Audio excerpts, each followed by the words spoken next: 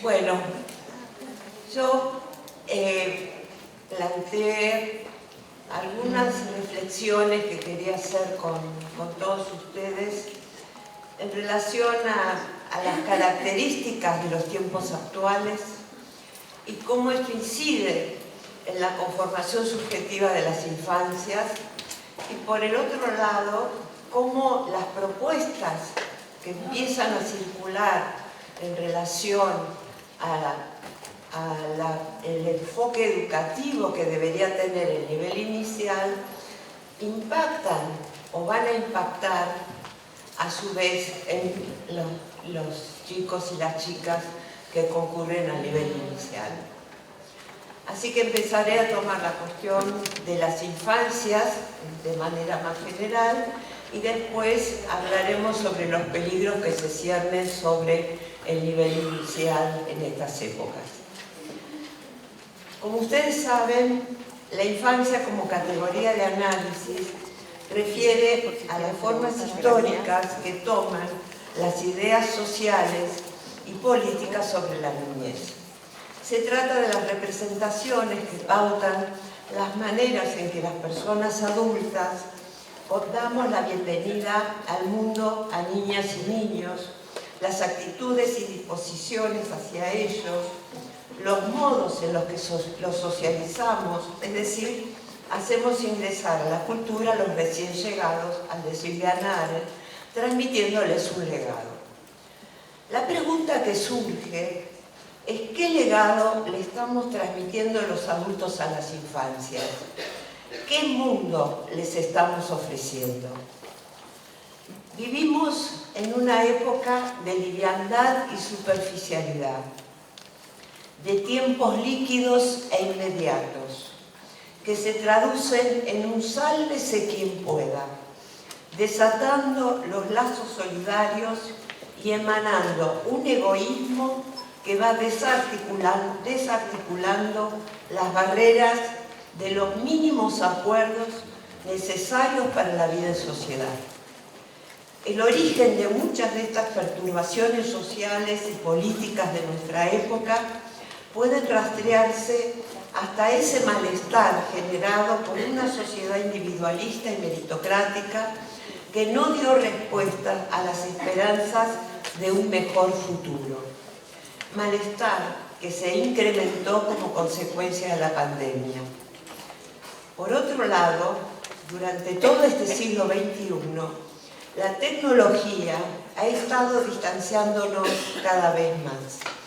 Las personas adultas llevamos vidas cada vez más solitarias en un planeta cada vez más conectado. Hemos ido perdiendo nuestra capacidad de prestar atención a los otros y en especial a los chicos y a las chicas. En lugar de ello, nos absorben nuestros teléfonos inteligentes y los ordenadores. Estamos más interesados en lo que ocurre en el ciberespacio que lo que está pasando en la calle. Es más fácil hablar con alguien que está lejos que hablar con alguien que tenemos enfrente nuestro. En nombre de compartir experiencias, se anima a la gente a entender lo que les ocurre en términos de cómo los ven los demás. Si sucede algo emocionante, el instinto visceral de todos los usuarios de Facebook, X o como se llame la plataforma, es sacar los teléfonos, hacer una foto y publicarla.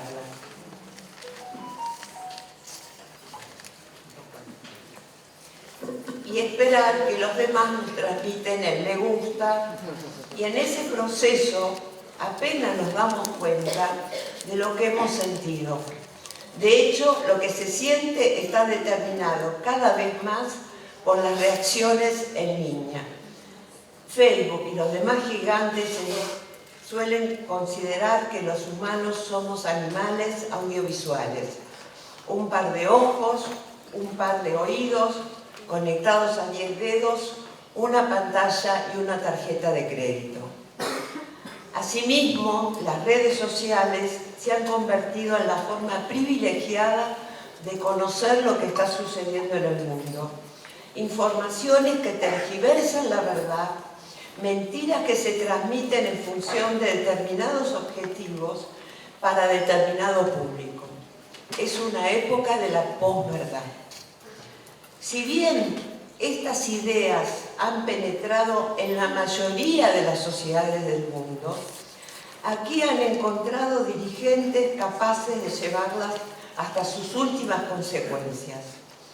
Transitamos tiempos crueles para la mayoría de los habitantes del país, pero en particular para los adultos mayores, las infancias y los jóvenes.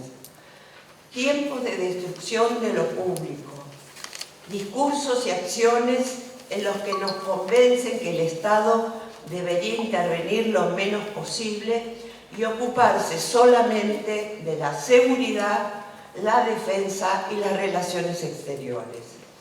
Para todo lo demás, basta con confiar en las fuerzas del mercado y en especial de la tecnología, que tomará por nosotros las decisiones que de verdad son importantes.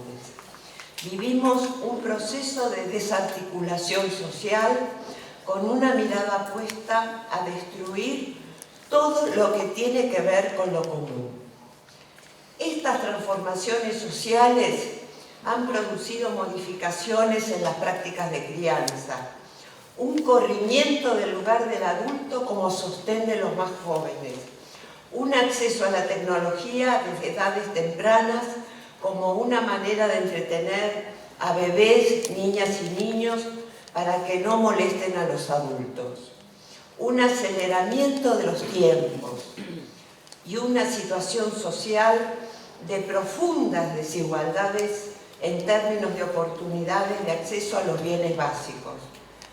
Como ya escucharon ayer, cuando habló Elisa, tenemos un 75% de niñeces pobres, todo lo cual ha impactado en la constitución subjetiva de las infancias. Como ustedes saben, en el proceso de desarrollo, cada ser humano construye su identidad en el contexto de la relación con otras identidades que circulan en nuestra cultura. Esos otros están presentes de manera real o virtual, es decir, a través de los mensajes generados en ámbitos públicos, sea que provengan de las familias, del Estado, de las redes, de los medios de comunicación, de las escuelas.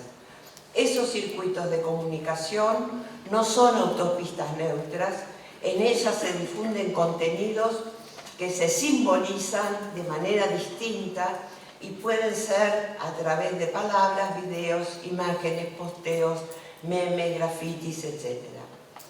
Desde hace tiempo somos testigos de que en esos circuitos comunicativos se despliegan narrativas sociales que legitiman el odio y la violencia, cuya intencionalidad es lastimar, discriminar, deshumanizar, vulnerabilizar.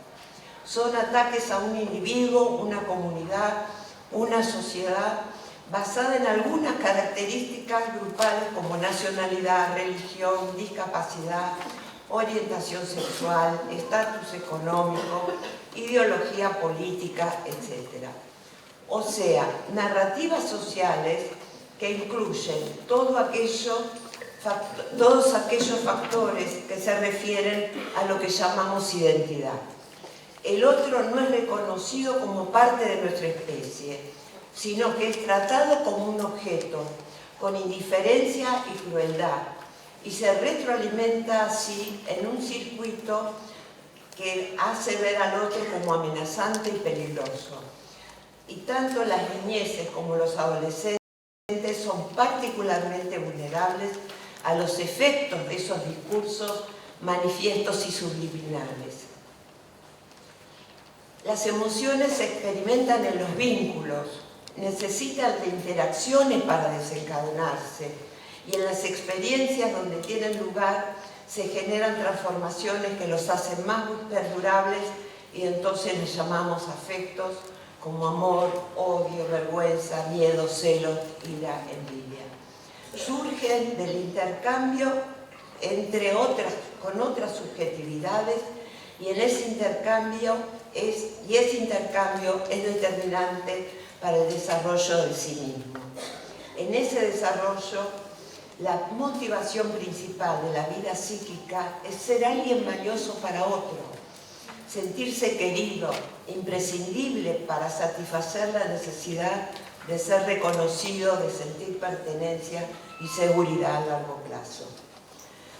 Pero las situaciones que viven hoy las infancias, la pobreza o la indigencia de sus hogares, la desestructuración familiar, producto de la pérdida de trabajo y de las carencias económicas, los conflictos y las violencias que se viven a diario, la ausencia de futuro que viven los adultos, además de las consecuencias de la pandemia y la influencia de las tecnologías que repercuten en lo que ya dijimos, el aislamiento social, nos alertan en especial en relación con el tipo de institución que tenemos que ofrecerles a los chicos. Sabiendo que también nosotros como docentes estamos impactados y que muchas veces no terminamos de entender quiénes son esas niñas y esos niños que recibimos en nuestras instituciones. Las marcas que aparecen en su subjetividad que nos sorprenden y nos descolocan. Las razones de tantos cuadros de autismo y de trastornos del desarrollo y las consecuencias de su medicalización. Los cambios en las expectativas de las familias sobre la tarea del jardín y sus reacciones violentas en muchos casos que dan cuenta de que somos la caja de resonancia del malestar social porque somos representantes de lo público, de su ausencia o de su sordera frente a las situaciones que se viven. Frente a este panorama desolador, tenemos que ejercer nuestra responsabilidad ética, política y pedagógica, discutiendo nuevamente la conjunción de cuidado y enseñanza, en nuevos términos, a fin de no profundizar las brechas sociales. La educación, hoy más que nunca, se constituye en un escenario necesario para una construcción contracultural que ofrezca un sentido más pleno sobre los valores sobre los que queremos vivir como sociedad. Estas nuevas infancias necesitan de nuestro cobijo, necesitan de nuestra presencia adulta, responsable, capaz de sostener y de cuidar mientras enseña, pero además requiere recuperar su capacidad creativa, sus 100 lenguajes, al decir de Loris Malaguzzi, su autonomía de pensamiento, su imaginación, sus deseos de conocer, de explorar, de interactuar con otros. En ese mismo sentido, me parece importante reproducir una cita tomada de un texto de Perla Selmanovich, en el que enfatiza la función de amparo que cumple la escuela en respuesta al desamparo en que viven tantas niñas, niños y adolescentes. Así señala la importancia del amparo que ejercen las y los adultos y las instituciones educativas, toda vez que ofrecen herramientas para significar las experiencias de distinto orden que se viven y para hacer algo en ese trabajo con los contenidos de la cultura frente a ellos. Esta función de amparo, a través de los contenidos de la cultura, es la tarea central del nivel inicial como primer eslabón del sistema educativo. Somos garantes del derecho a la educación como derecho ciudadano a recibir los bienes simbólicos que la cultura humana ha construido a lo largo de las nuevas generaciones, de las sucesivas generaciones. Por eso hablamos de alfabetización cultural como el derecho a la democratización de los saberes, el derecho de todos los sujetos a tener acceso a los conocimientos que no pertenecen ni a un grupo ni a una élite. A eso los autores llaman justicia curricular. Desde esta perspectiva, sostenemos la necesidad de organizar qué recorte de la cultura vamos a presentar a niñas y niños. Así, hoy nuestros diseños presentan contenidos de matemática, del ambiente social y natural, de las prácticas del lenguaje, de los lenguajes artísticos, del juego, de la educación física, de la educación digital. Conocimientos que están articulados bajo la mirada de la ESI, la educación ambiental integral, la educación intercultural y, por supuesto, la educación inclusiva. Esa alfabetización cultural va de la mano de la función socializadora del nivel que implica la formación personal social para el desarrollo de la autonomía, la construcción de la propia identidad, la integración al grupo, la capacidad para expresar sentimientos y emociones y la adquisición de pautas y valores propios de la democracia. Esto es, el respeto por sí mismo y por los otros, la valoración de las diversidades culturales, de género, étnicas y el inicio de la construcción de un sentimiento de pertenencia a la identidad nacional y provincial.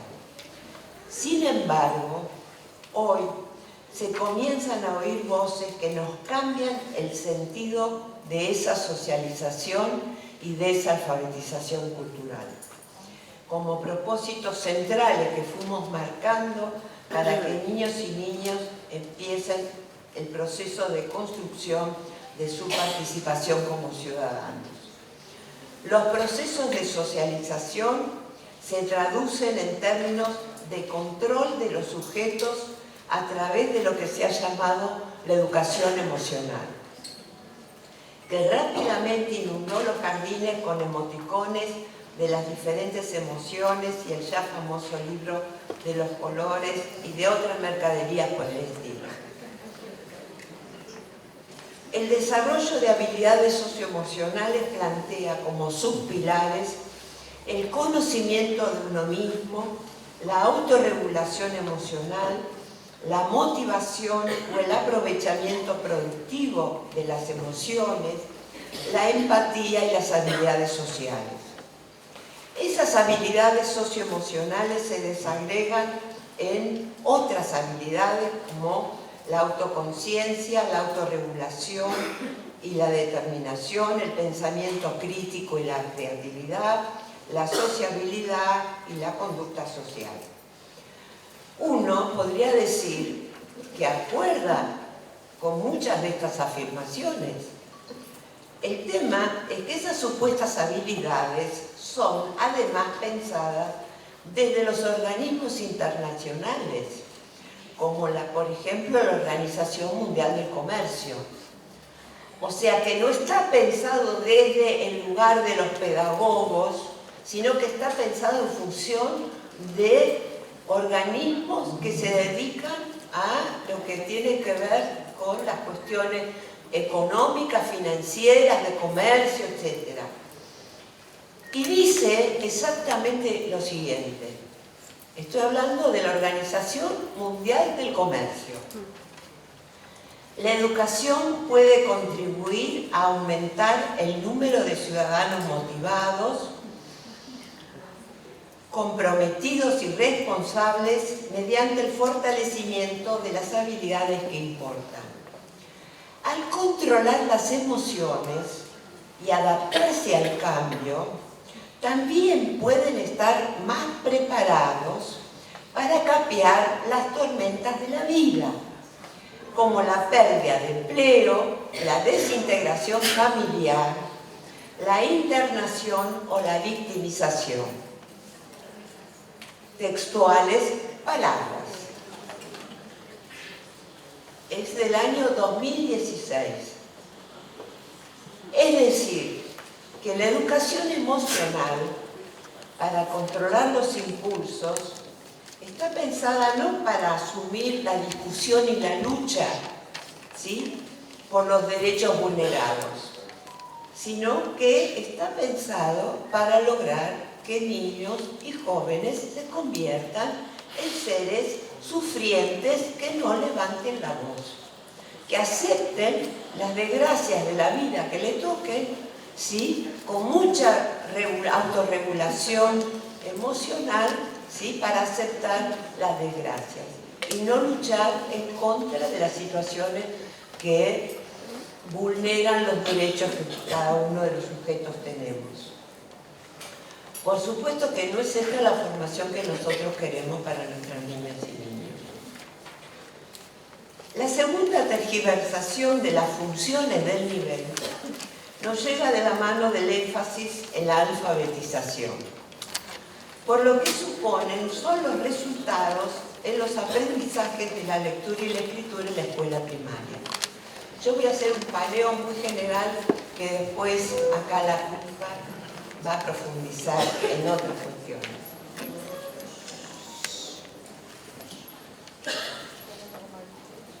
Y a partir de estos resultados obtenidos en relación con la escuela, con los resultados de la lectura y la escritura en la escuela primaria, resultados que también hay que discutir porque, como dicen los especialistas que leyeron los resultados, Flavia Terici hizo un análisis sobre los resultados y lo que demostró es que cuando dicen que la mayoría de los chicos no saben leer, no entienden lo que leen, suman los que tienen el nivel normal, digamos, bueno, con el nivel bajo. Y entonces hacen un aumento del porcentaje de chicos que no entienden lo que leen. Pero digamos que no están leyendo adecuadamente los resultados de las pruebas a aprender que presentan. Exactamente. Problema de, como dice Adriana, comprensión lectora por parte de los que analizan los resultados. Y a partir de entonces de estos resultados traccionan sobre lo que se debe enseñar en los jardines de infantes, con el riesgo de convertir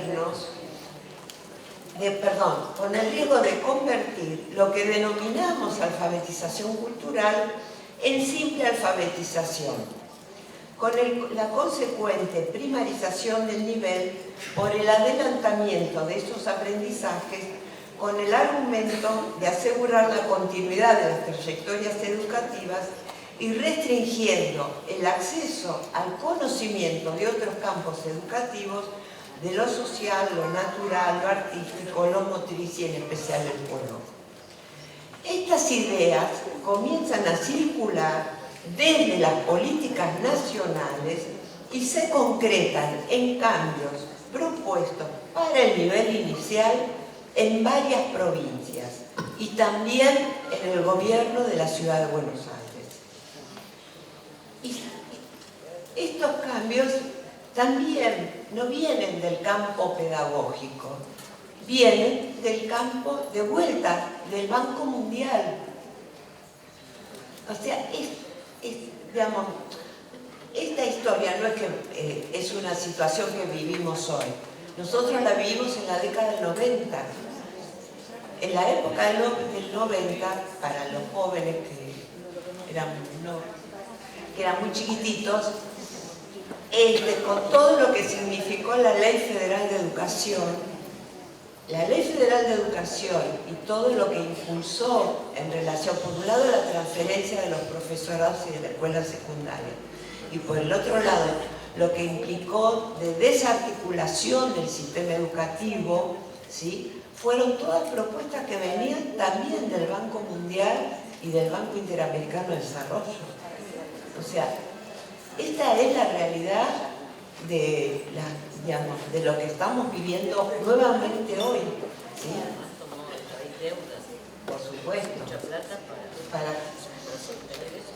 Así, en las provincias de Córdoba y de Mendoza se realizaron congresos y formaciones docentes para presentar una plataforma de aprendizaje adaptativo llamada Leo Leo, de una empresa, Woombox, que cuenta con el financiamiento del Banco Interamericano de Desarrollo.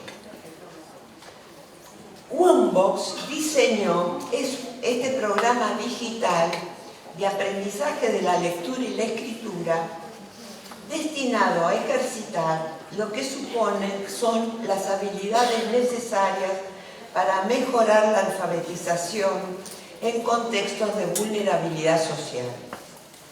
En este sentido, apuntan al desarrollo de las siguientes habilidades: segmentación silábica, reconocimiento del nombre de las letras, reconocimiento del sonido de las letras, conciencia fonológica del sonido inicial, conciencia fonológica del sonido intermedio, lectura de palabras, coordinación manual para el dibujo de las letras. Se desarrolla a través de un programa de computadora con una serie de minijuegos y videos con canciones para enseñar a los niños a identificar letras, trazarlas, escribir palabras, leer y ampliar el vocabulario. Para ello utilizan inteligencia artificial de manera de personalizar el aprendizaje de los niños. Esta empresa además se unió a la Fundación Busca y Bor, y lo que es interesante es que lo que afirma para presentar el producto, y entonces dice lo siguiente: la lectura y la escritura son habilidades necesarias para avanzar en el recorrido escolar, ya que permiten acceder a las consignas y realizarlas de manera autónoma, sin necesidad de la intervención directa y personalizada de los maestros. O sea,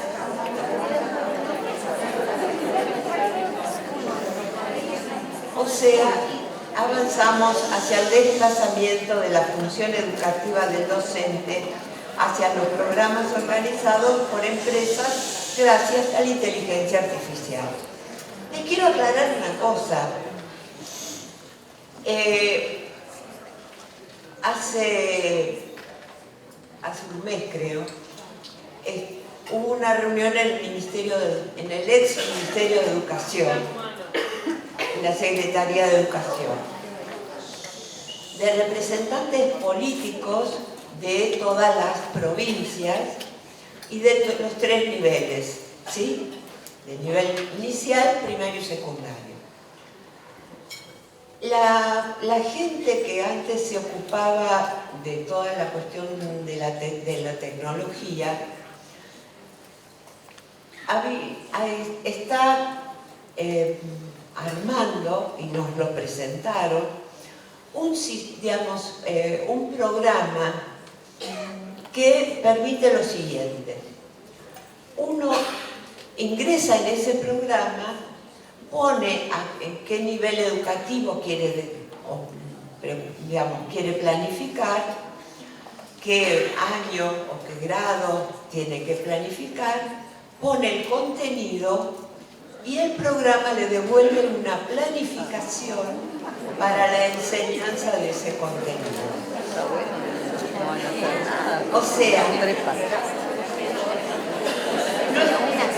les juro que no invento nada.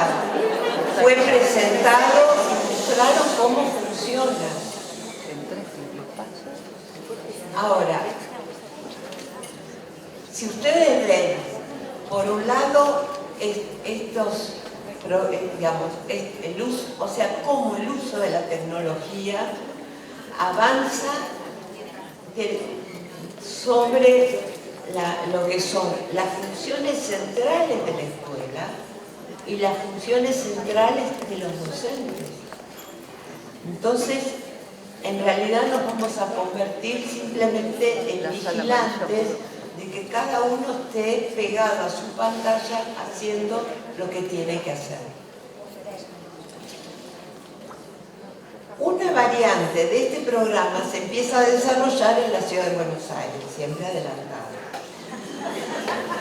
con una modificación de su diseño curricular para las salas de 4 y 5 años. En la presentación, el jefe de gobierno, Jorge Macri, afirmó: queremos que desde el jardín los chicos empiecen a leer, identificar letras, palabras sencillas, números y hagan los primeros cálculos. Esos aprendizajes son fundamentales para todo lo que vendrá después. Lo gracioso es que esta propuesta que hacía, la hacía no sé si ustedes vieron el video. El video era maravilloso porque era en un jardín de infantes de la ciudad de Buenos Aires que atrás tenía producciones, un montón de producciones de los chicos con dibujos y un montón de escritura. Pero esto era lo nuevo que estaban planteando y que realmente es lo nuevo que están planteando. Porque lo que plantean es presentar actividades a través de cuadernillos. Volvemos, o sea, en los programas volvemos a los famosos cuadernillos que los que somos viejos, como yo, los hemos usado. ¿Sí?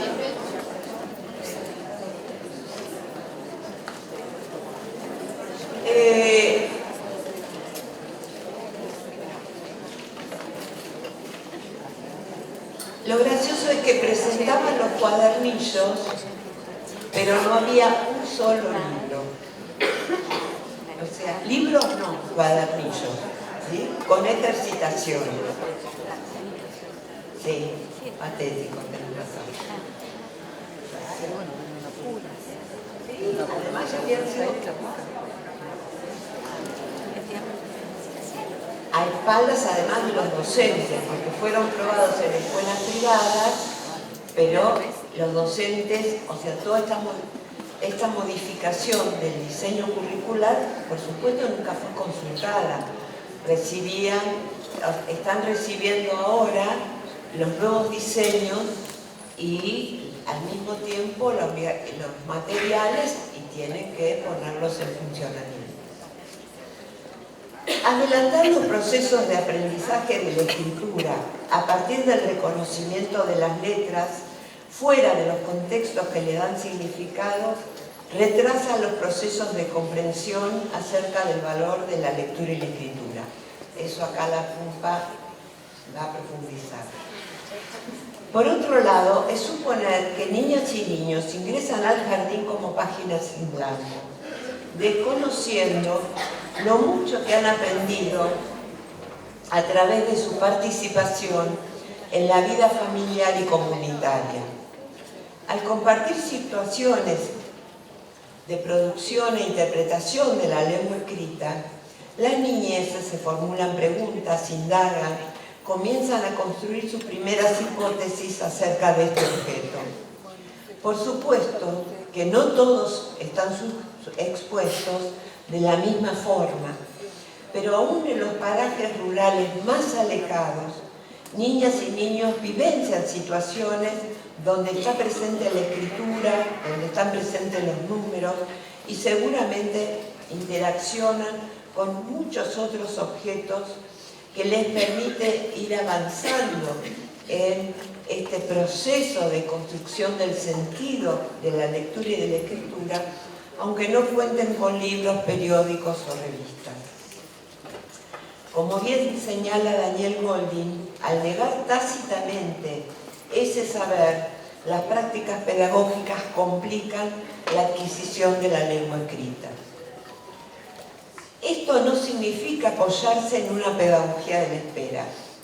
Por el contrario, supone ofrecer situaciones en las que la escritura está presente como en la vida social, reconociendo y apoyando el trabajo intelectual que realizan niños y niños para comprender el sentido de aquello que se escucha leer o para avanzar en la construcción del sentido acerca de lo que se escribe y cómo se escribe.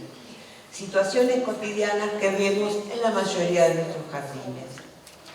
Las letras por sí mismas no aportan a la alfabetización y simplemente ejercitan una destreza que destruye los esfuerzos de entendimiento que realizan los sujetos. Nadie aprende a hablar a partir de reconocer sonidos y tampoco así se aprende a leer y escribir. Bueno.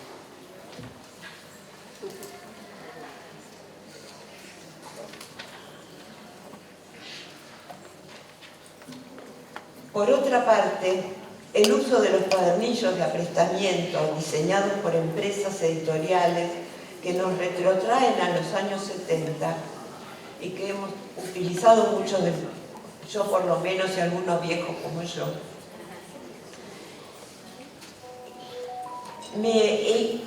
¿qué implicaba? En el mes de agosto todos los niños se sentaban en las mesas y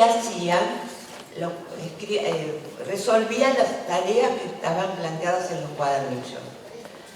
Uno, como docente, lo que hacía era leer las consignas y cada chico con su cuadernillo respondía a lo que les estaba planteando. Pero además, para nos era importante que no hubiera copia, que no hablaran con los otros, que se centraran en la hoja que tenían que responder. Porque el cuadernillo, en esa época, funcionaba en un doble sentido, como una especie de evaluación de lo que en ese momento se hablaba de los prerequisitos para aprender en la escuela, o sea, para alfabetizarse en la escuela primaria, ¿sí? Y entonces tenía que ver con la destreza para poder dibujar las letras, el reconocer los sonidos de distintas palabras, contar, desarrollar rompecabezas, establecer relaciones, o sea, había una serie de ejercitaciones de distinto tipo. Y los chicos se pasaban sentaditos, les encantaba, les aseguro que les encantaba.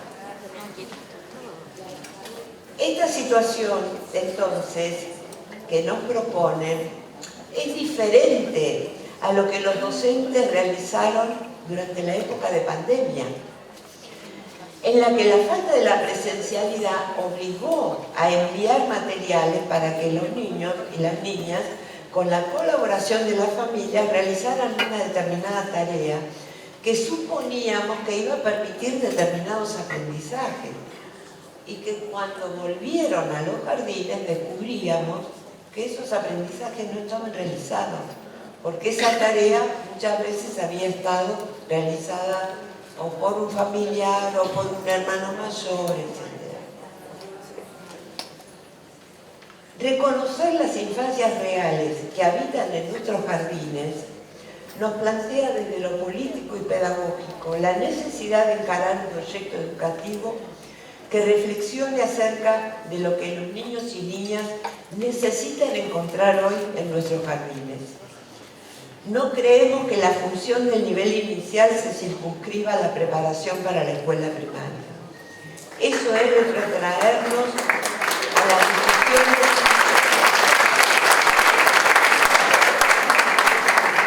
a las discusiones saldadas acerca de lo que es propio de cada nivel en la formación de los estudiantes. Por eso no queremos transformar nuestros jardines en primarias anticipadas.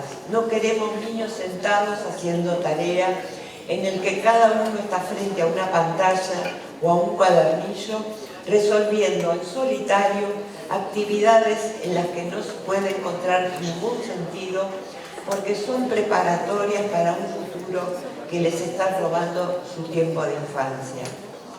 Niñas y niños tienen derecho a disfrutar de la música, la literatura, la expresión corporal, el teatro, la actividad física y fundamentalmente el juego.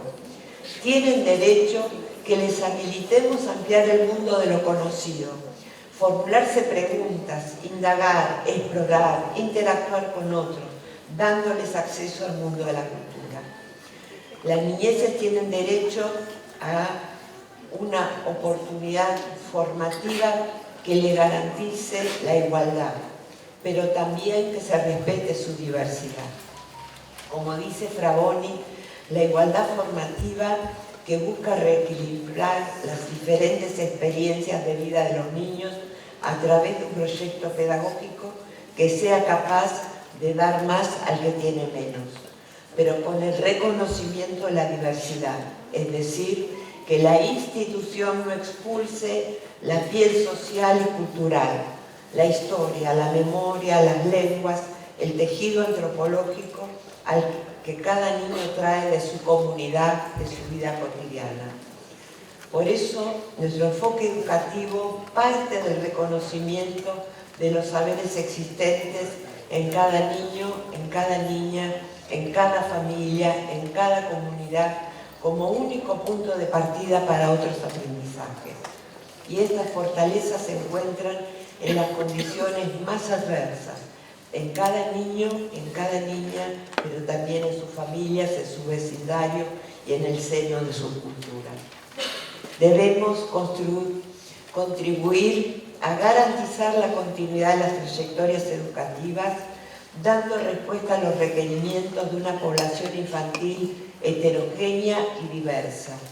Y en ese sentido, nuestra función es iniciar la formación de estos ciudadanos para que sean capaces de participar en sociedad, enfrentar los problemas que se les presentará en una realidad que nosotros como docentes seguramente no podemos anticipar cómo será, con situaciones que son impredecibles, con contextos cambiantes y desafiantes.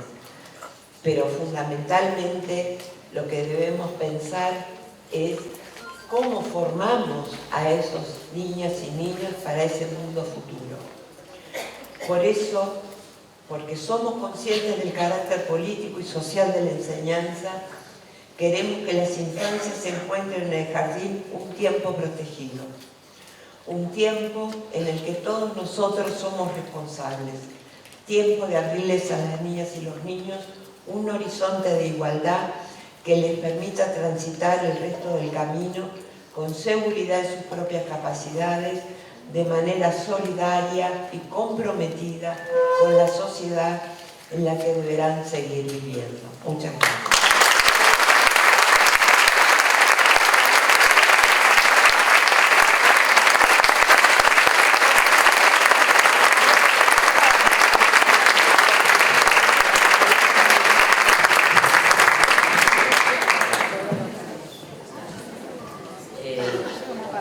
A miércoles, seguir después de todo esto. Muy interesante. Y estaría bueno que circule ese documentito. Es muy claro.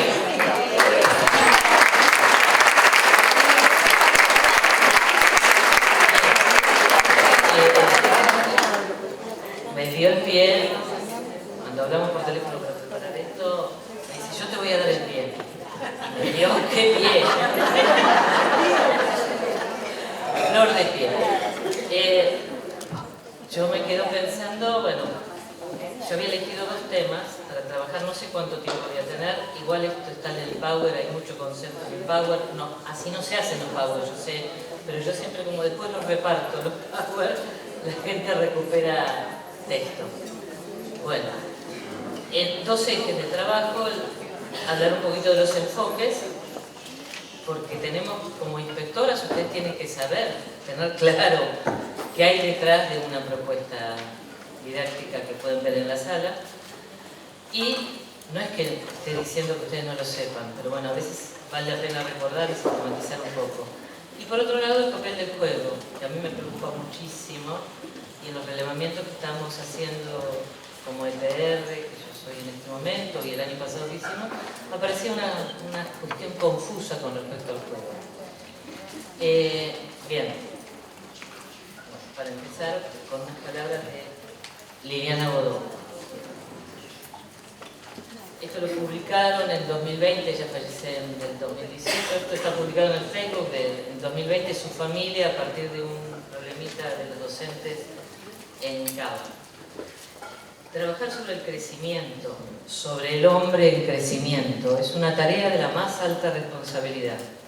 Inmersos en las grandes dificultades sociales, tratando con el niño y su hambre, con el joven y su desaliento, enfrentados a la tarea de defender el conocimiento frente a un modelo mundial imperante que en la práctica lo desautoriza y lo menoscaba, los maestros debemos, voy a permitirme esta inclusión hecha desde el amor, traer de regreso la reflexión y la duda, contra la bulia y la irreflexión. Los sueños apasionados contra quimeras hollywoodenses, la luz de la diversidad contra los reflectores de las pasarelas. Debemos preparar a nuestros niños para la pelea del pensamiento, porque la opción es la pelea o la esclavitud.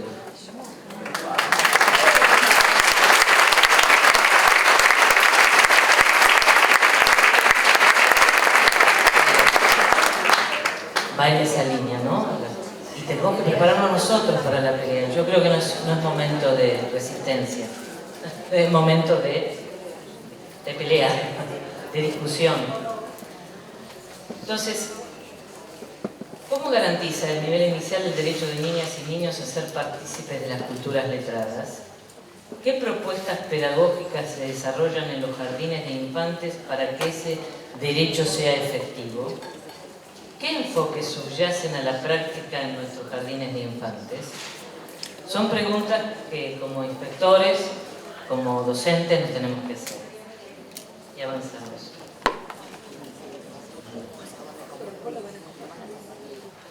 ¿Por qué es necesario reflexionar sobre los... Yo se los voy a dar el favor. Sobre los enfoques de enseñanza. Ejercer las prácticas... Fíjense que en Cava ya no es más prácticas de lenguaje, es lenguaje. A ver, a veces algún diseño que ustedes conocen cercano en tiempo puso prácticas de lenguaje de título y no eran tan prácticas de lenguaje. Pero esta vez la decisión es directamente hablar de lengua, ¿tá? Y no es casual, es diferente. La lengua es el objeto que estudian las ciencias del lenguaje.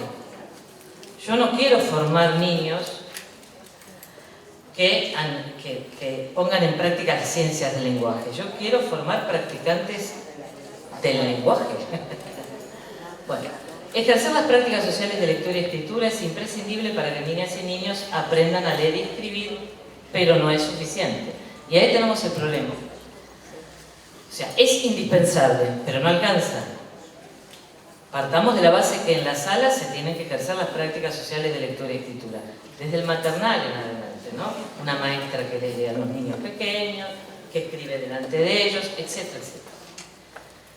¿Qué tenemos que hacer? Plantear también situaciones de lectura y de escritura por sí mismos, donde puedan reflexionar sobre las unidades menores del sistema de escritura, es decir, sobre las letras, sobre sus relaciones y las relaciones de la letra con la oralidad. Esto no significa enseñar en forma directa, ¿está? Ya lo vamos a ir viendo. Y también situaciones donde resuelvan problemas con el lenguaje que se escribe. ¿Qué es el lenguaje que se escribe? Los géneros. Son las formas textuales que adquiere un discurso para comunicar algo. Bien. Avanzamos. Entonces tenemos claro que las prácticas sociales son imprescindibles, no son suficientes, tenemos que intervenir para que los chicos empiecen a mirar las partecitas de adentro de las palabras y cuestiones del lenguaje que se escribe. Y hay en este momento hay en vigencia, en discusión, con muchas fake news, muchísimas fake news, y con una avanzada espectacular, digo espectacular como espectáculo, de la centralidad de un enfoque en todos los medios de comunicación.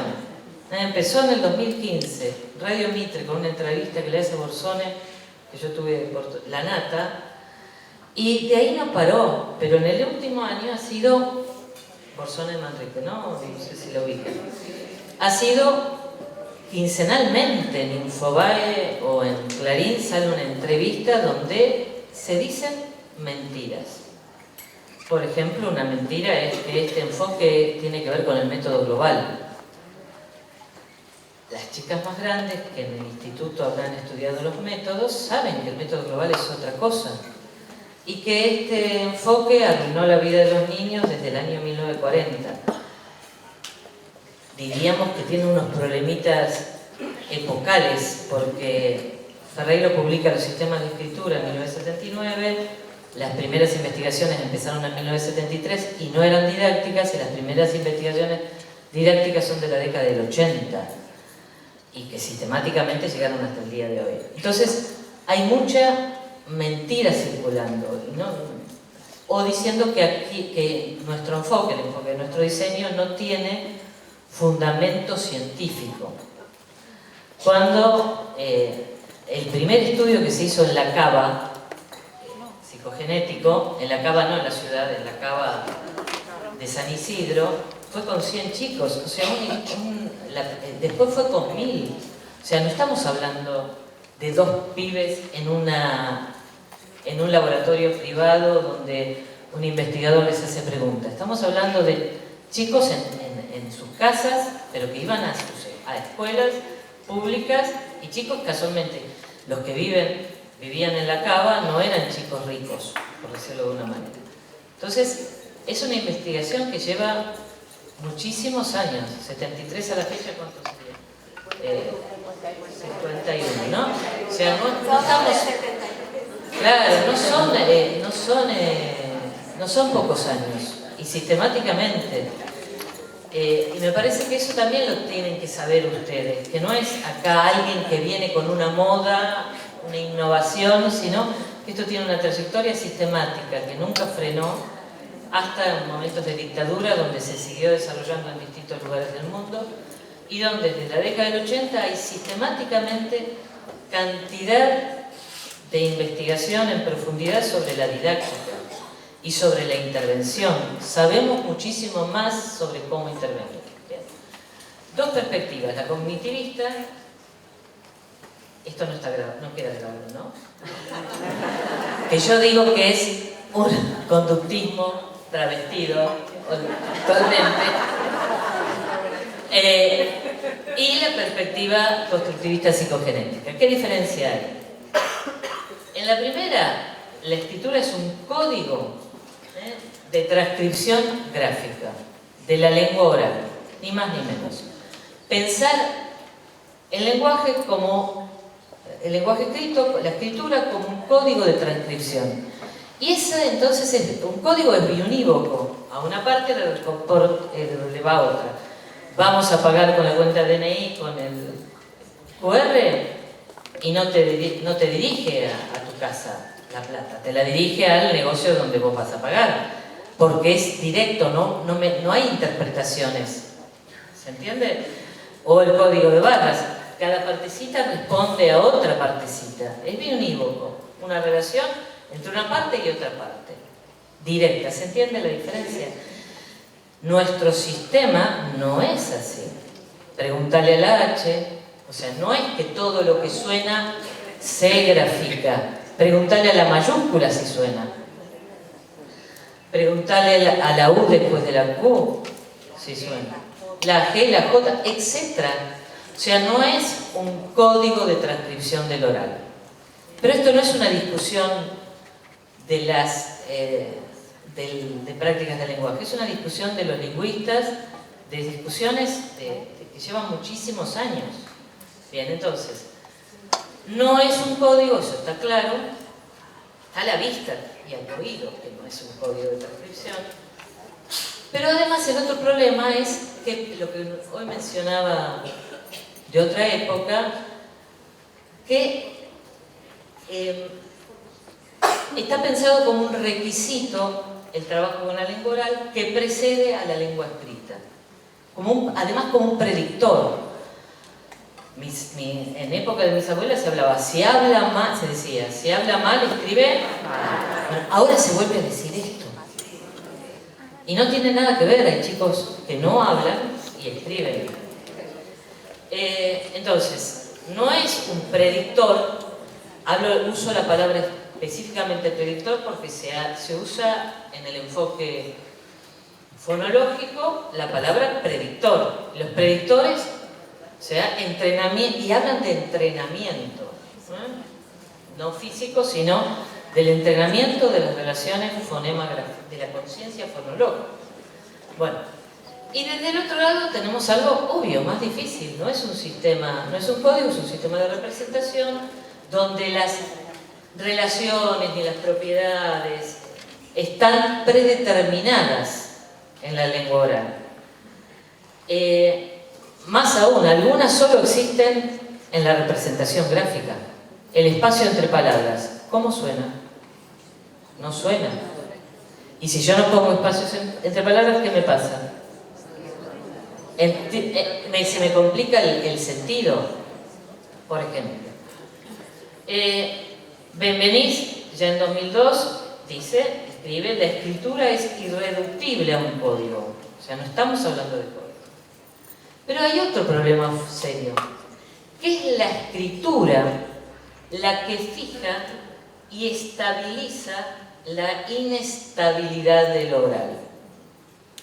Es por la escritura que los chicos descubren las relaciones con los sonidos de las letras. Es al revés, no es por el machaque en lo oral que los chicos se dan cuenta que cada sílaba suena o que... Es la escritura la que estabiliza eso que es tan volátil que es la lengua oral. Entonces, primera categoría, ¿cómo se aprende? Ya vimos que es el objeto, es un objeto diferente el que estudian los dos enfoques. La concepción del aprendizaje. En la concepción, yo hablé de entrenamiento recién, pero también se puede hablar de aprendizaje por adición. Primero enseño una letra, después otra, O sea, supuestamente, por eso en el diseño nosotros pusimos la diferencia entre graduación y progresión. Y eso tiene que ver con esto. En el concepto más clásico, la graduación va de lo más supuestamente simple para el adulto a lo más complejo. En la época en que yo empecé como maestra, enseñaba por palabras generadoras, enseñaban las vocales, después ciertas letras, y que se supone que eran más fáciles porque sonaban más puras, pero mentira, porque ninguna consonante suena si no tiene una vocal, ¿está? Y la M tiene la U.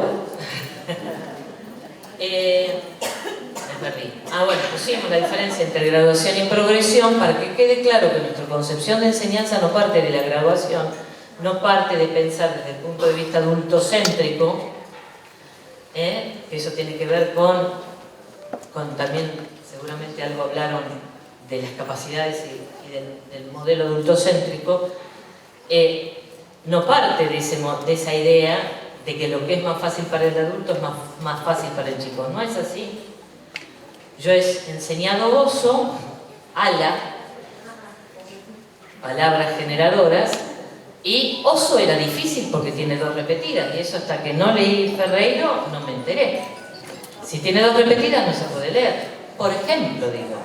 O sea, estuvimos haciendo cosas, y esperemos que no las volvamos a hacer, que no encajaban con lo que el chico está pensando. Entonces, el aprendizaje no es, ellos piensan que es por adición, se limita a dominar las correspondencias sonido y letra, y a poder leer y escribir palabras. Eso es aprender, ¿no? Para Borsone. Es entrenarse en habilidades y destrezas. Corrección implica la corrección externa de los errores. Y esto es importante, que la conciencia fonológica precede, causa o facilita la posibilidad de escribir alfabéticamente. Esta noción de precedencia es muy fuerte desde lo epistemológico y hay que entenderla. Si es precedente, significa que tengo que entrenar a los chicos en esto para que luego lleguen a entender el sistema de escritura. Bien, en la otra perspectiva estamos hablando de otra cuestión, ¿no? Todos sabemos, a mí, como a todos los que empezamos a leer estas cuestiones, yo hace como 40 años que las vengo leyendo, entender el núcleo duro de la teoría es cómo pasar el proceso psicogenético es cómo pasar de un estado de menor conocimiento a un estado de mayor conocimiento. Y entonces damos por sentado, como dijo Ianni, que los chicos algo saben de la escritura, algo saben del mundo letrado, aunque sea en el mundo rural, porque hoy el telefonito también tiene escritura. Entonces, Esa es una gran diferencia, porque estamos dando de base que no se empieza de la nada, sino que hay ideas de los chicos. Y hasta que en ese proceso los chicos van construyendo la idea sobre qué es lo que la escritura representa y cómo lo representa. Este es el gran trabajo de construcción científica de Emilia, ¿no? Emilia Teodorovsky. Y en ese proceso se concibe al error como una instancia necesaria del aprendizaje. En cambio, en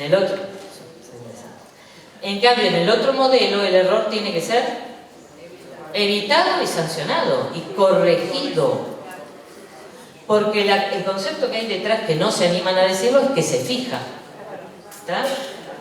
Entonces, en ese proceso reorganizamos, transformamos el saber. Desde un momento de conocimiento hasta otro momento de conocimiento. Los chicos no aprenden porque nadie les mostró ni les enseñó el nivel presilábico. Y te lo escriben. Y aquí, en Italia, los chicos israelíes, o sea, ¿qué es eso? Eso es una reorganización que hacen sobre el objeto.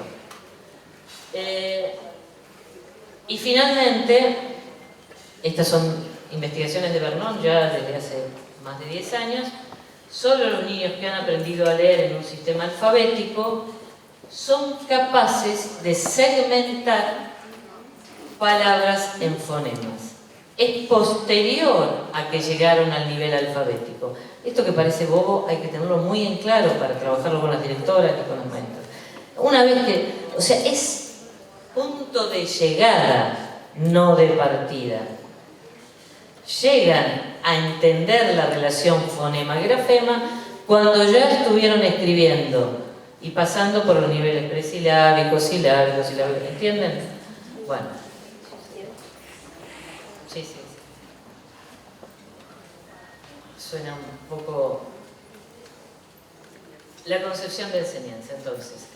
La enseñanza es explícita por mostración, la de la teoría cognitivista, explícita, directa por mostración, y tiene que ser eficaz y rápida.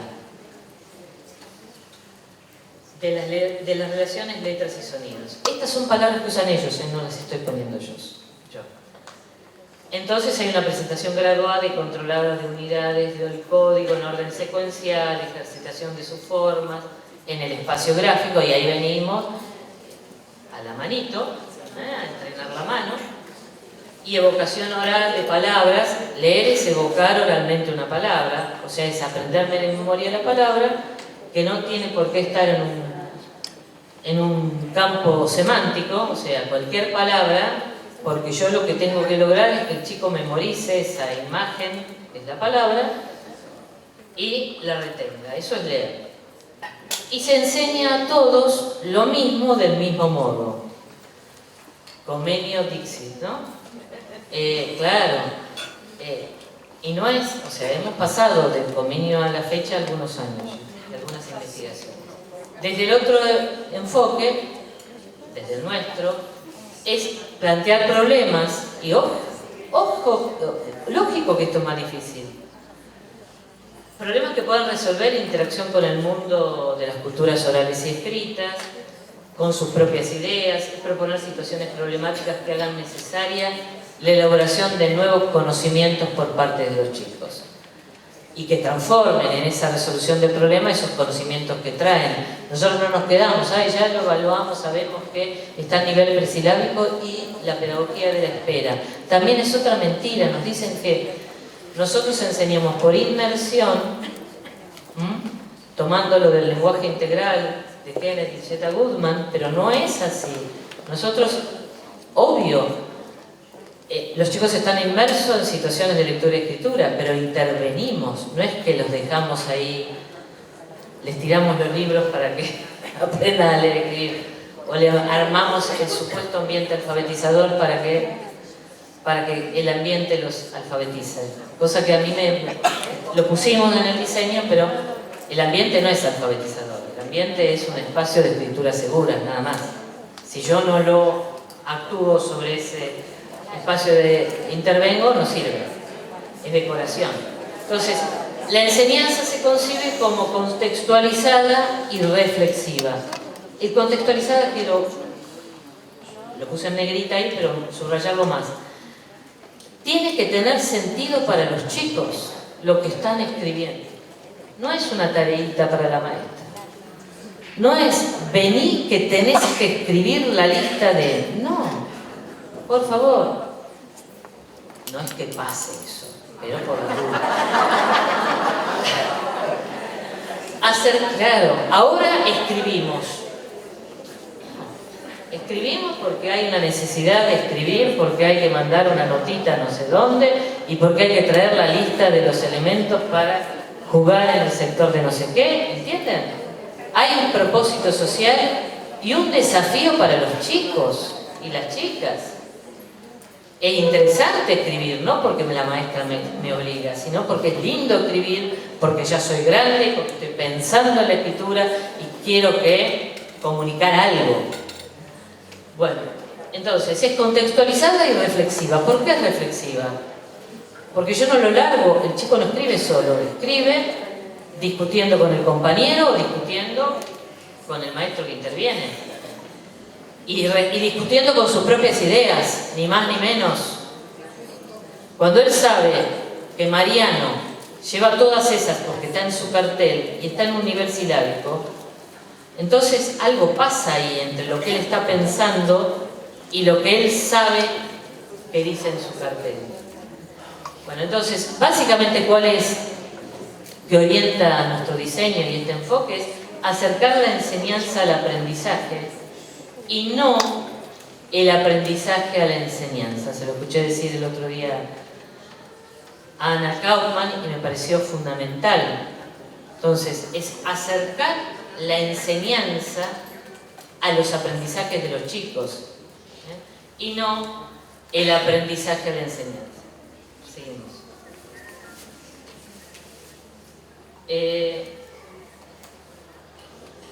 Seguimos con el concepto de enseñanza. Entonces, ¿qué es enseñar? Es entrenar habilidades, esto lo dicen ellas, Sánchez Archi y Borzón. Entrenar habilidades de transcripción de las correspondencias letra-sonido, que componen las palabras, el trazado de las letras, etcétera, etcétera. En cambio, para nuestra concepción, enseñar requiere intervención docente para legitimar el derecho de los alumnos a reelaborar el conocimiento, poniendo en acción sus propias conceptualizaciones, aunque sean erróneas, y confrontándolas con las de sus compañeros para promover un efectivo intercambio de información y funcionar él mismo como fuente de informaciones que resulten significativas, para tender puentes entre los conocimientos producidos por los niños y el saber social. Lerner, 1996, ¿no? En cambio, en el otro paradigma, en el nivel inicial, lo que se pretende es favorecer el desarrollo de las habilidades precursoras del aprendizaje de la lectura y la escritura. Los precursores, entre ellos la lengua oral, entre ellos la destreza motriz, entre ellos la identificación de sonidos, entre ellos el saber el nombre de las letras. Entonces, en cambio para nosotros se trata de garantizar las mejores condiciones didácticas para que todos puedan ejercer el poder de la lectura y la escritura con creciente autonomía, aún antes de saber hacerlo de manera convencional. La próxima. Y ahí hay un tema fuerte que es relaciones entre enseñar y aprender. Me parece interesante traerlo. Enseñanza no es igual que aprendizaje. ¿Está? Nosotros tenemos que enseñar para que los chicos aprendan, todas las áreas.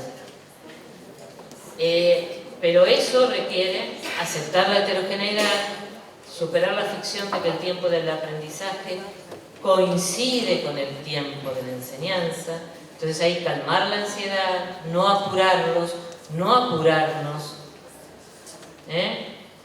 Las intervenciones de enseñanza deben engarzarse con el estado de conocimiento de los chicos, con sus hipótesis, con sus interpretaciones, lo dicen Lerner, también lo dice Ana María Kaufman, Y es imprescindible, lo repito acá, acercar la enseñanza al aprendizaje.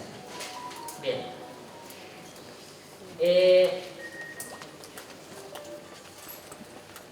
¿puedo hacer un comentario ahí justo? Sí. Es en esa escena que el maestro también tuvo un lugar de aprendiz en relación al proceso de los niños. El maestro siempre está...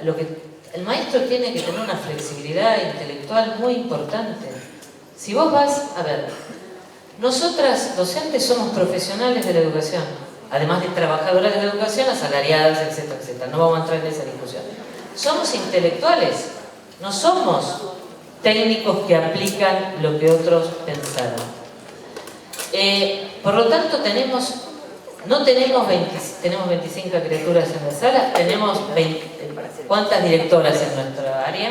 20, 25, 15. Tenemos que poder escuchar las ideas de ellas para poder intervenir.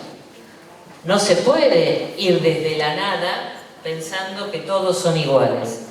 Ni todos los directores son iguales, voy a lo que yo realmente sé más, en la sala, no todos los chicos son iguales.